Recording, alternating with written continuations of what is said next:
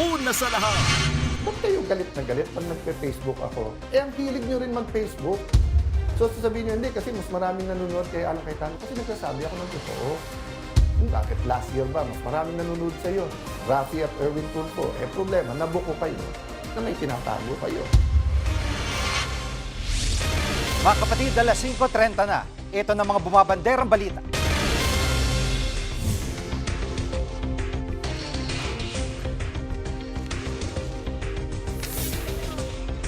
May arrest warrant na rin. Senator Bongo pina-arrest na rin daw ng ICC ayon kay Congressman Pulong Duterte. Senate flix is over. Senate President Win Gatchalian tiniyak na balik trabaho na sila matapos sa mga nakaranggulo sa Senado. Paghahanda sa impeachment, defense team ni VP Sara at mga House Prosecutor nagkainitan sa pre-trial conference.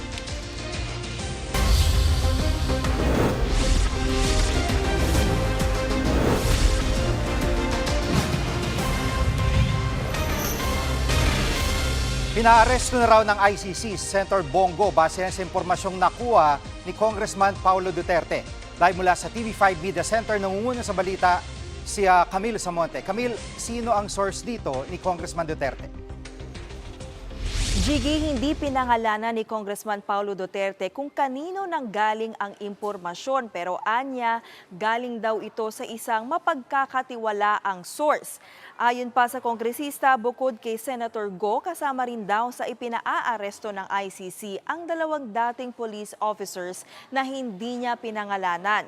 Kung babalikan natin, Jiggy, kabilang si Senator Go sa pinangalanan ng ICC na co-perpetrators o kasabwat ni dating Pangulong Rodrigo Duterte sa mga pagpatay sa war on drugs. Si Go ay dating special assistant to the President ni Duterte. Kasama rin sa tinukoy na kasabwat sina dating PNP Chief Oscar Albayalde, dating Davao Police Chief na si Vicente Danao, dating PIDEA Chief Isidro La Peña at iba pa. Banat ni Congressman Duterte, wala na bang katapusan ang Administrasyong Marcos sa paggamit ng ICC bilang political weapon sa kanilang mga kalaban? Giit niya, huwag daw dapat gamitin ng Marcos admin ang mga ahensya ng gobyerno para patahimikin ang mga kalaban nila sa politika at para pagtakpan ang malaking issue ng korupsyon. Jiggy. At Camille, yung NBI, PNP, mga law enforcement agencies, may impormasyon na ba dito sa sinasabing arrest warrant ni Senator Bongo?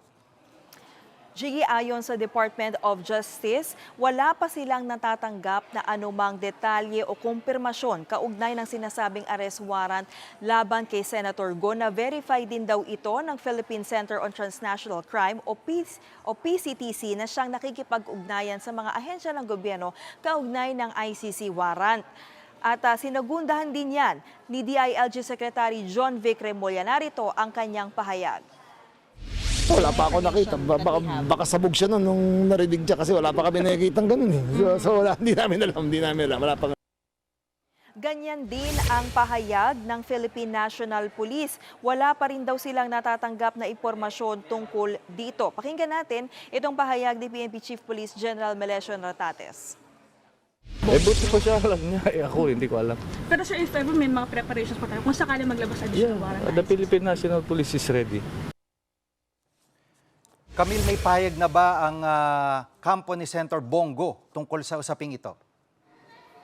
Jiggy, sa isang pahayag, sinabi ni Senator Go na ipinagpapasa Diyos na lamang daw niya ang lahat. Anya, buong buhay niya ay wala siyang nilabag na anumang batas ng tao at ng Diyos. Hindi raw kasama sa mandato niya noon bilang special advisor ni dating Pangulong Duterte ang mga ginagawa ng pulisya. Umaasa raw ang senador na hindi mapupolitika ang sinasabing ICC warrant laban sa kanya. Sa kabila niyan, tuloy lang daw siya sa pagtatrabaho at hindi sasayangin ang tiwalang ibinigay sa kanya ng mga Pilipino. Jiggy. At kung sakaling nandiyan na nga yung warrant, ay mabibigyan din ba siya ng protective custody gaya nung nangyari kay Senator De La Rosa? Jiggy, hindi pa masabi ni Senate President Win Gatchalian kung mabibigyan din ba ng Senado ng protective custody. Si Go, mahirap daw magsalita lalo't hindi pa nga kumpirmado ang ICC warrant at nakadepende rin daw yan sa sitwasyon. Narito ang kanyang pahayag. Wala pa akong nakukuhang information na ganun, so it's very difficult to again, it's very difficult to preempt. No? Let's wait kung totoo nga yung information na yun. No? The situations vary. No? So it's very hard to answer and then iba naman yung situation. No? Camille, may mga payag din si Congressman Duterte laban sa administrasyon at may sagot na ba dito ang Malacanang? Jiggy, buwelta ng Malacanang, hindi ginagamit na sa data ng administrasyon ang ICC. Ayon kay Palace Press Officer Undersecretary Claire Castro, mga Pilipino rin ang nagsampa ng kaso sa ICC laban kay dating Pangulong Duterte. Taong 2017 pa raw isinampa ang kaso panahong hindi pa nakaupo sa Malacanang si Pangulong Bongbong Marcos. Narito ang pahayag ni Yusek Castro. So hindi ito wine-weaponize, kinakailangan lamang po na matugunan din ang hiling ng mga kababayan natin. Kung may kailangan managot, dapat na managot. Kung kailangan may malinis na pangalan, malinis ang pangalan. Jiggy, banat naman ni dating Senador Antonio Trillanes, huwag maniwala kay Congressman Duterte dahil wala raw ICC warrant laban kanino man. Hirit pa niya, kung may ilalabas man na warrant, siguradong hindi niya raw malalaman gaya nung sa kanyang amang si dating Pangulong Duterte. Si Trillanes ang isa sa mga nagsampa ng kaso laban kay Duterte sa ICC. Yan muna ang latest. Balik sa iyo, Jiggy. Yan ang ulat ni Camille Samonte live mula sa TV5 Media Center. Tiniyak naman ni Senator Win Gatchalian ang bagong Senate President na balik trabaho na sila sa Senado. Live mula mismo sa Senado, nangunguna sa balita si News 5 Senate Correspondent Mayan Los Baños. Mayan, tapos na raw ang Senate Flix ayon kay Senator Win. Tama ka, Jiggy. Senate Flix is over, back to work. Yan mismo ang inanunsyo ni Senate President Win Gatchalian isang araw. Matapos siyang mahalal bilang leader ng Senado at kasama, Jiggy, sa mga pangunahing agenda nila under his Senate presidency, pagtukoy sa mga priority bills na didinggin ng Senado. Pangalawa, syempre, Jiggy, yung preparasyon para sa parating na impeachment trial ni Vice President Sara Duterte. Dahil kung may mga puntos at may mga issue na hindi rin pinagkakasunduan silang mga senador, iisa yung nagkakaisa sila. At yan nga daw ay yung pagbabalik trabaho nilang lahat matapos ngayong ilang linggo rin ng kaguluhan. At dahil nga nakapag-elect na sila ng mga chairman, gayon din ng mga miyembro ng kada komite, asahan na raw na starting next week ay back to work at magre-resume na yung mga committee hearings ulit kaugnay sa iba't ibang issue at mga panukalang batas na gustong dinggin ng Senado. Narito ang bahagi ng pahayag ni Senate President Win Gatchalian. That is the biggest challenge, the logistics portion. Kasi maliit ang Senado eh. Ang pinaka-problema natin dito, space. No? That is the biggest problem. Ang prosecution, gusto nila may sarili silang huddle room, may sarili silang media room, meron silang sariling staff, ang defense, ganun rin. Of course, yung senators, may sarili ring mga requirements. So it's very difficult. At Mayan, sigurado na ba na si Senator Chis Escudero ang tatay yung presiding officer pag natuloy na tong impeachment? Hindi, Jiggy. Nilinaw niya Senate President Win Gatchalian na hindi pa final yan. Ungkatin ko lang yung kahapon nga sinabi ni Senator Peng Lacson kung saan sinabi nga niya na mukhang may consensus among the majority members na posibleng maihalal si Senator Chis Escudero bilang presiding officer ng impeachment trial ni VP Sara Duterte. Pero nung tanungin ulit natin si Senate President Win Gatchalian about that, sabi niya, nothing is final yet kasi kailangan daw muna nilang pag-usapan kung kailangan ba talagang mag-elect pa ng ibang presiding officer. Kasi, Jiggy, sa ngayon sa rules talaga, kapag ang impeachable, ang ini-impeach na opisyal ay Chief Justice o kaya ay Vice President, ay Senate President talaga ang tumatayong presiding officer. Pero nga lamang kapag nabago yung rules, gaya nung nangyari nung June 3 na binago nga nila o sinasabi nga doon na pinapabago nila yung rules ng impeachment. Pero natanong ko mismo si Senate President Gatchalian kung kaya niya ba at ready ba siya na mag-preside ng impeachment trial kahit pa hindi nga siya abogado. Pakinggan natin ang kanyang sagot. Non-lawyer kayo, but you think you can preside the impeachment trial? The Constitution doesn't prescribe any requirement on lawyers. No? So, in fact, ang gusto ng Constitution, as layman as possible in proceedings. This is a political process. No? At kaya mga senador ang hukom o ang judges. Kaya niyo, sir, maging presiding officer? Kakayanin natin. No? I'll do my best. Of course, marami pag-aaralan. That's why I've been quite busy lately. So, pipilitin natin.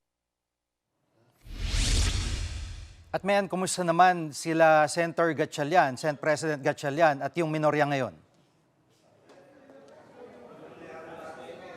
Isa yan sa talaga pinagkakaabalahan din ni Senate President Win Gatchalian, yung mag-reach out talaga sa minority because so far, ang nakausap daw niya ay yung mga dumalo sa special session kahapon ng mga taga-minority block, sila Senators Camille Villar, Loren Legarda, Rodante Marcoleta, no? At kaya nga yung iba sa kanila, and also si Senator Bongo, kaya yung ilan sa kanila, yung mga nakausap ni Senate President Gatchalian, may committee chairmanship na dahil kagaya rin naman daw nila ng mga taga-mayorya, gusto na rin talagang magbalik trabaho ng ilan sa mga taga-minority block. So particularly, yung may mga committee chairmanship na ay sila Senator Bongo at Senator Camille Villar.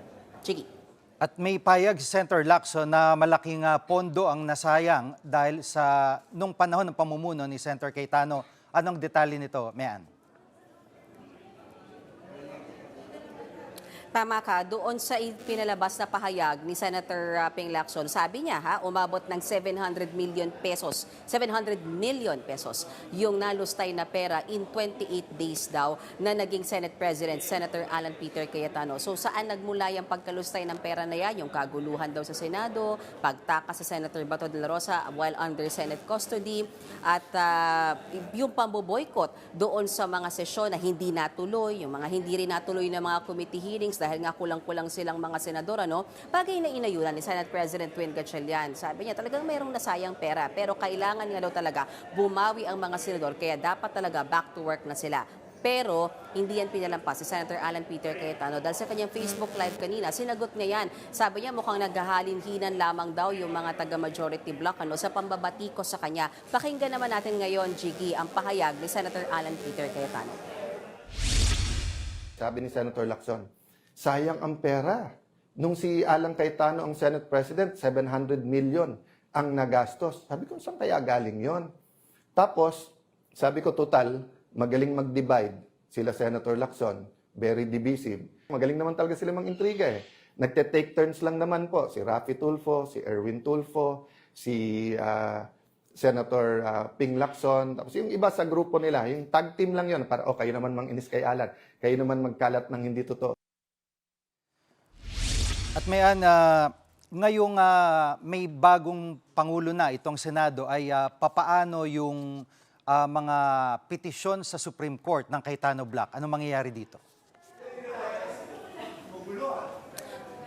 Yes, Jiggy. Kung si Senate President Pro Tempore Tito Soto ang tatanungin para sa kanya, moot and academic na yung petisyong inihain ng Cayetano Block sa Korte Suprema. Kung babalikan natin, yung petisyon na yan ay pinapadeklara nila na null and void o walang bisa yung nangyaring sesyon noong June 3 na nagluklok kay Senator Win Gatchalian bilang Senate President Pro Tempore at Acting Senate President. Pero sabi ni Senate President Pro Tempore Soto, wala na yan. Moot and academic na yan dahil total ay naihalal na rin naman Senate President Gatchalian ng 13 senador. Gayunman, kung pasasagutin daw sila or uutusan sila ng Korte Suprema na sumagot, ay tatalima naman daw ang majority block nila Senate President Gatchalian at Senate President Pro Tempore Tito Soto. Yan muna ang latest mula dito sa Senado. Balik sa iyo, Jiggy.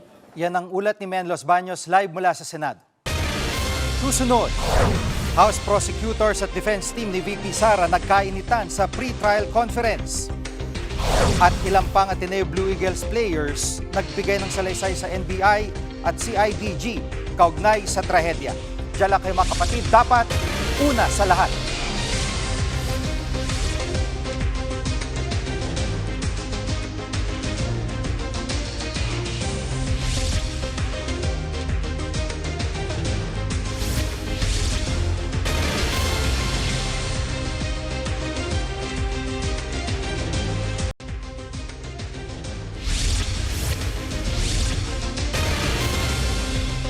Nagkaharap sa pre-trial conference ang House Prosecution Panel at Defense Team ni VP Sara at nagkainitan ng dalawang grupo. Live mula sa Batasang Pambansa, nangunguna sa balita si News 5 House Correspondent Marian Enriquez. Marian, anong pinagtalunan ng dalawang grupo? Jiggy, hindi nga idinetalya ng House Prosecution Panel kung ano-anong mga issue yung pinagdebatihan. Pero kinumpirma sa atin ng prosecutors na nagkaroon nga ng hindi pagkakasundo doon sa pagitan nila at ng defense team ni VP Sara Duterte. Gate nga po ng kampo o ng mga spokespersons ng House Prosecution Panel, normal lang naman talaga yung ganitong pagtatalo kapag magkakaiba yung mga argumento. Matipid pa nga yung mga nakuha nating impormasyon ngayong araw na ito, Jiggy. Pero kung babalikan lang natin, nauna nang nabanggit ni House Prosecutor at Bicol Soro Party List Representative Terry Ridon na isa doon sa mga isyong hiniling ng kampo ni VP Sara doon sa Senate Impeachment Court ay ipagbawal yung mga ebidensyang hindi naka-attach o kasama doon sa original na Sabalya at Cabrera complaints. Git nga ng kampo ng Bise, fishing expedition yung nangyari. Nakuha raw kasi yung mga ebidensya doon sa pagdinig ng House Committee on Justice. At kabilang nga doon sa kinikwestyong mga ebidensya yung records mula doon sa Anti-Money Laundering Council o AMLAC. Pero nauna na yung pinalagan ng House Prosecutors dahil wala raw itong legal na basehan. At inaasahan na nga raw ng prosekusyon yung ganitong manifestation ng kampo ng Bise na pawang teknikalidad lamang ang pinupunterya. Narito po ang pahayag ni na House Prosecution Spokespersons Zia Alonto Adyong at Rene Co. May disagreements on points na dapat pag-agrihan in a pre-trial conference, which is yun nga po yung proposed stipulations, statements of issues, etc. So wala naman pong ganong pagtaasan ng boses, etc. Normal adversarial proceedings po yung alam nating nangyari. I would expect much technical objections would arise in the coming days because that would only explain that they don't have that explanation that they can provide to counter the evidence presented by the prosecution. At Marian, ano ang payag ng defense team tungkol dito? Gigigiit nga nung isa dun sa mga legal counsel ni Vice President Sara Duterte sa Attorney Michael Poa, normal naman talaga sa mga pre-trial yung mga argumento. Narito po yung kanyang pahayag. Hindi naman tense, that's usual. That's usual in pre-trial, even in the RTC, ganyan yan. So, wala naman. It's really nothing out of the ordinary. Hindi ba kailangan lumipat kayo sa smaller room? Para lang mapag-usapan kung ano yung maging agreements ng both parties para mapabilis yung proseso. At pagkatapos itong pre-trial ay ano nang susunod, Marian?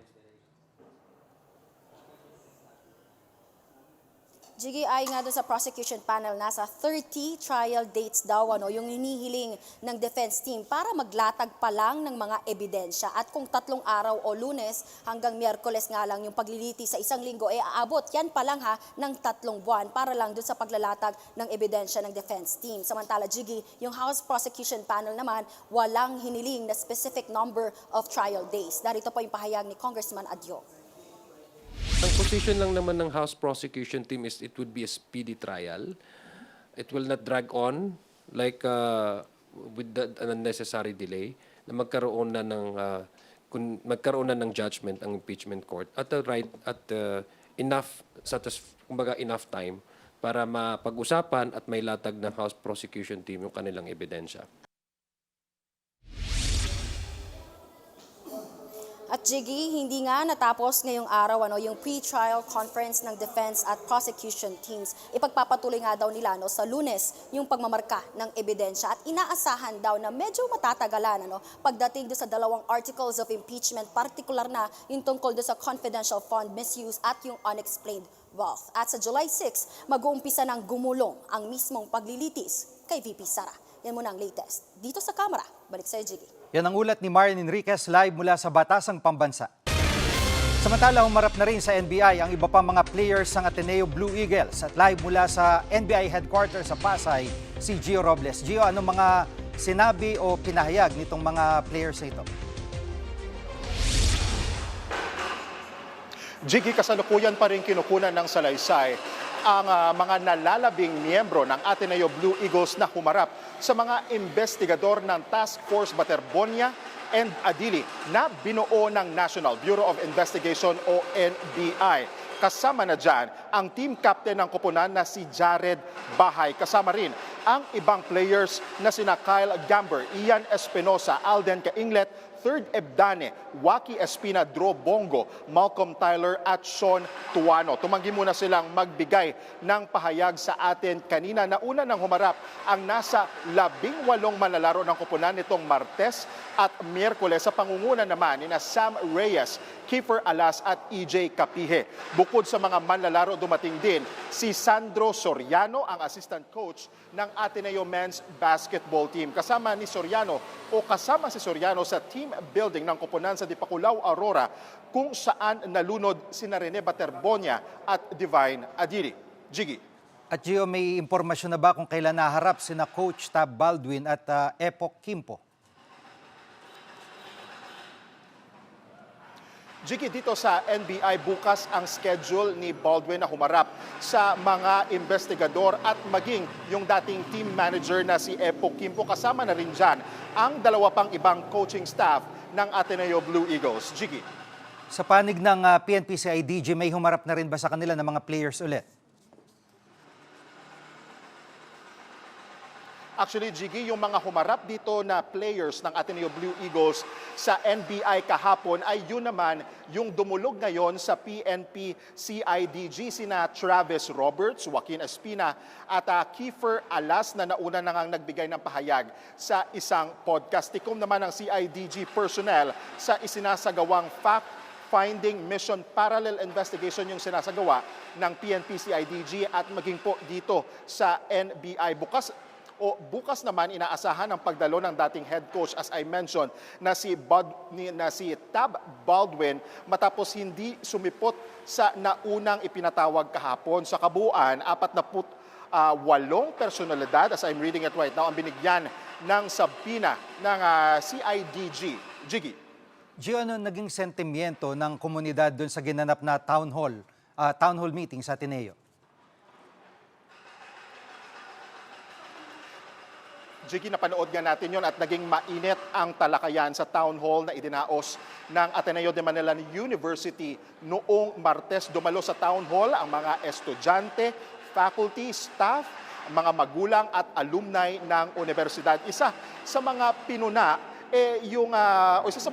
ng Ateneo community ay ang hindi agad pagsuspinde kay Coach Baldwin. Pinuna naman ng Ateneo Student Council ang pananagutan ng ilang opisyal sa mabagal umanong aksyon sa insidente. Sa huli, humingi ng tawad si Ateneo de Manila President Father Bobby Yap sa kanila umanong mga pagkukulang. Narito po ang kanyang pahayag. As I said, and I really admit this personally, and I apologize. I'm very sorry. There were certain lapses. We were not sure what to do. We were doing our best as we went along, primarily just to take care of the families, to take care of the players. And then slowly we realized these other things also have to be handled.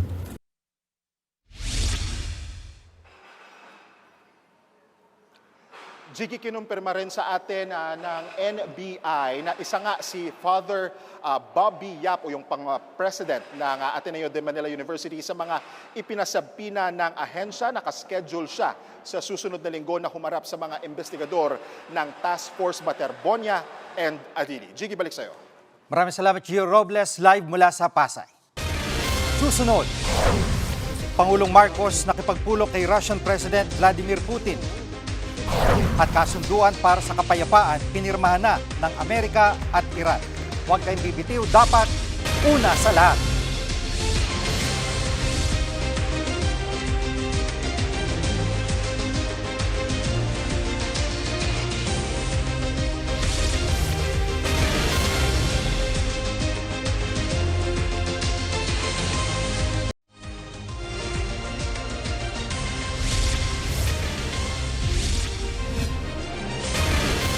Pagpapatibay ng kooperasyon ng Russia at Pilipinas, yan ang naging sentro ng usapan ni Pangulong Marcos at Russian President Vladimir Putin. Nangunguna sa balita si News 5 Palace correspondent Maricela Lili. Jiggy, nagkaharap na sa isang bilateral meeting sina Pangulong Bongbong Marcos at Russian President Vladimir Putin sa kauna-unahang pagbisita ni Pangulong Marcos doon sa Russia. Sa kanyang opening statement, binigyang diin ng Pangulo na nakahanda ang Pilipinas at ang Russia na i-explore yung pagpapalawak pa nila ng kooperasyon pagdating sa larangan ng food security, energy, trade at investment. Sinamantala na rin ni Pangulong Marcos ang pagkakataon para imbitahan ng personal etong si President Putin para bumisita dito sa Maynila sa darating na Nobyembre at dumalo sa East Asia Summit. Napaka-importante raw ng presensya rito ng Russia, lalo't partner sila ng ASEAN. Ang Pilipinas kasi ang tumatayong chair ng ASEAN ngayong taon. Pakinggan natin ang bahagi ng pahayag ni Pangulong Marcos. I personally extend my invitation to Your Excellency to attend the 21st East Asia Summit, which is scheduled to take place in Manila next November. The East Asia Summit remains an integral part in maintaining a regional architecture towards our shared goal of a stable, secure, and prosperous region. Sa opening statement naman ni Russian President Vladimir Putin, binati niya si Pangulong Marcos sa katatapos lamang na pagdiriwang ng ating bansa ng Independence Day noong June 12. Nataon daw kasi ito nakasabay ng national holiday din doon sa Russia. Nabanggit din ni President Putin na ngayong buwan ay minamarkahan ng 50th diplomatic relations sa pagitan ng Pilipinas at ng Russia. Inilala rin niya yung pagbisita noon ni dating President Marcos Sr. taong 1976 kung saan ay nilagdaan nga daw o nagkaroon ng joint communique pagdating doon sa interstate relations. At sabi pa ni President Putin, noon daw nakaraang taon, umabot daw ng $500 million ang ating bilateral trade, pero sana raw ay mas mapalawak pa ang kooperasyon ng dalawang bansa, lalo na sa larangan ng agrikultura. Pakinggan natin ang sinabi ni President Putin. Apparently, we are approaching the present threshold with an immense capital of mutual beneficial cooperation underpinned by good traditions of mutual respect and respect for legitimate interests of each other. Of course, this is far from the limit, and of course there is a good potential to enhance supplies of agriculture and energy resources. Jiggy, ngayong araw naman ay isinagawa na ang ASEAN-Russian Commemorative Summit kung saan kapwa naging chair sina President Putin at si President Marcos. Dito binigyang diin ni Pangulong Marcos ang 3 punto. Una ay ang kahalagahan ng kooperasyon ng ASEAN at ng Russia pagdating sa usapin ng seguridad at kapayapaan. Dito sinabi ni Pangulong Marcos na importante ang kooperasyon pagdating sa maritime security at pagsugpo sa cybercrime, transnational crime at sa terorismo. Pangalawang punto ay ang kooperasyon sa larangan ng ekonomiya kung saan mas maigi daw na pagtuunan nga ng pansin sa panahong ito ang food at energy security. At pangatlo ay ang tao. Dapat daw maging core o sentro ngayon ng investment ay ang ikabubuti ng mga kabataan. Yan muna ang latest. Balik sa iyo, Jiggy. Yan ang ulat ni Maricel Alili. Samantala, pinirmahan na ng Amerika at Iran ang pangkapayapaan na agreement nila. At live mula sa TV5 Media Center, nangunguna sa balita si Gerard de la Peña. Gerard, ano na pagkasunduan ng Amerika at Iran? Tama ka, Jiggy. Finally, nagkaroon na nga ng kasunduan itong US at Iran. Pero ang nilalaman ng kasunduang ito ay para doon sa pagpapalawig ng ceasefire sa pagitan ng dalawang bansang ito. So ang goal dito ay mas mapag-usapan pa yung pangmatagalang kapayapaan na talagang matigil na yung gera dyan sa Middle East. Epektibo yung kasunduan na yan simula ngayong araw at sakop din ng ceasefire na ito yung gulo doon sa Libya. So bukod sa ceasefire ay nagkasundo rin ng dalawang bansa na bubuksan nila yung Strait of Hormuz na alam naman natin na daanan ng 20% ng supply ng langis sa buong mundo. At nagkasundo rin ang dalawa na tatanggalin na ng US yung kanilang naval blockade o yung pagharang ng mga barko ng US diyan sa mga pantalan ng Iran at tatanggalin na rin yung economic sanctions na ipinataw sa Iran at pati na rin yung pag-freeze ng kanilang assets. So pinirmahan ni US President Donald Trump yung agreement na yan doon sa Palace of Versailles sa France kasama si French President Emmanuel Macron habang yung Iranian President naman ay digital yung ginawang pagpirma dito sa kasunduan na ito. Paliwanag ni Trump, Gigi ha, itong kasunduang dalawang ito ay memorandum of understanding pa lang, may pag-uusap pa silang gagawin. At kung hindi magustuhan ni Trump yung tatakbuhin ng usapan, posible raw magkaroon ulit ng giyera dyan sa Middle East. Pakinggan natin ang naging pahayag ni US President Donald Trump. No, it's not final. It's a memorandum of understanding. And if I don't like it, we'll go back to shooting at them, dropping bombs on their head. If I don't like it, if they don't behave, we'll go right back to dropping bombs right smack in the middle of their head. At Gerard, ang paboritong tanong ng mga motorista nating mga Pilipino, dahil dito, bababa na kaya ang presyo ng produktong petrolyo? Tama, Jiggy. Mukhang good news naman yung makikita natin next week. Kasi sabi ng Department of Energy, ay posibleng-posible talaga na magkaroon ng rollback sa presyo ng langis next week. May nakita rin tayo mga reports na may mga nakita na raw na dumadaang barko na may dalang langis dyan sa Strait of Hormuz. So, ibig sabihin nito, somehow, gumagalaw na ulit yung global supply natin. Giit naman ng Department of Energy, kailangan pa rin ng pangmatagalang solusyon para mabawasan yung dependence natin sa langis. At sinabi rin ng DOE na baka raw abutin ng 6 to 12 months. So 6 na buwan at hanggang 1 taon bago manumbalik yung pagka-normal ng supply at presyohan ng langis sa global market. Pakinggan natin ang naging pahayag ni Energy Secretary Sharon Garin. If ever this happens, we will protect our households, our consumers, na we need to have some things in place already para hindi yung unang-unang mag-suffer yung nagbabayad sa pamasahe or nagbabayad ng bill niya. So, yan muna ang latest. Balik sa'yo, Jiggy. Yan ang ulat ni Gerard de la Peña live mula sa TV5 Media Center. Susunod, netizens kinilig sa hirit ni Senate President Gatchalian pagkatapos mag-gym. Huwag kang bibitiw, dapat una sa lahat.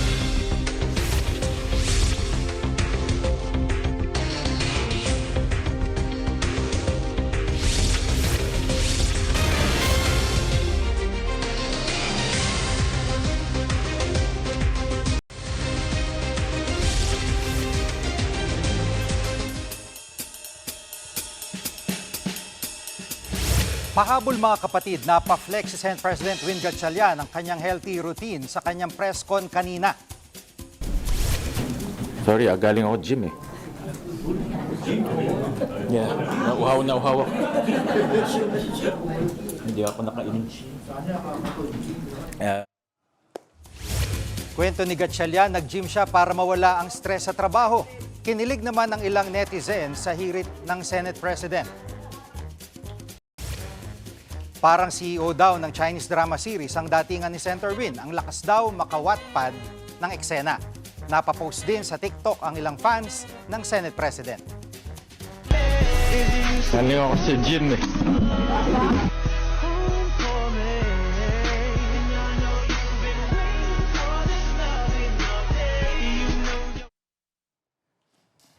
Kami ang inyong mga kapatid sa Balitan at Public Service, dapat una sa lahat. Abangan niyo po ulit kami bukas dito sa TV5, 1PH, RPTV, True TV at 105.9 True FM.